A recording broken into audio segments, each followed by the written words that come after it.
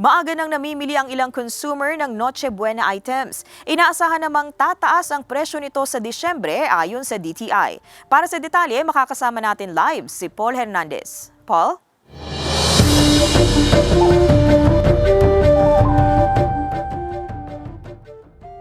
Ivy, mahigit 40 araw bago yung Pasko, may namimili na ng kanilang mga pang Noche Buena. Kaya naman, minabuti na rin nating alamin ang presyo ng ilan sa mga ito. Isinama na ni Cynthia sa mga pinamimiling produktong pang sari-sari store ang ilang Noche Buena items. Nag-uutay-utay na siya dahil masakit sa bulsa kung isang bagsakan daw siyang mamimili nito. By December, baka biglang tumaas ang presyo ng bawat pang Noche Buena. Kaya po ang diskarte ko, nag-uutay-utay akong mamili para hindi po sabay ako sa madaming namimili. Diskarte naman ni Sunny na mag-canvas muna para malaman kung pasok pa sa budget ang mga produktong pang Noche Buena.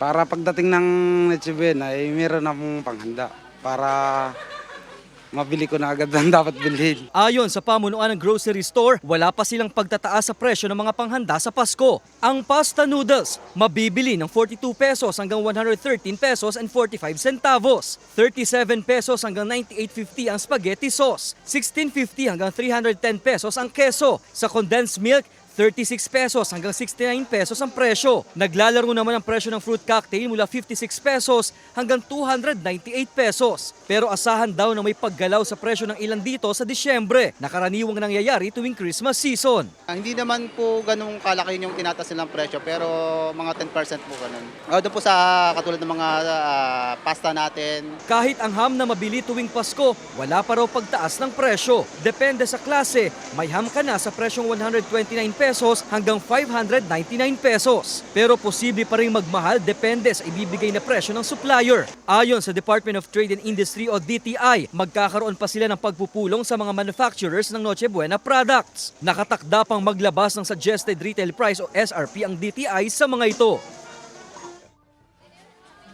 Ivy, mainam daw kung sasamantalahin yung mga nakabundle o promo packs. Malaking bagay daw yung matitipid na 20 pesos o higit pa. At yan muna latest mula rito sa Batangas City. Ivy. Maraming salamat, Paul Hernandez.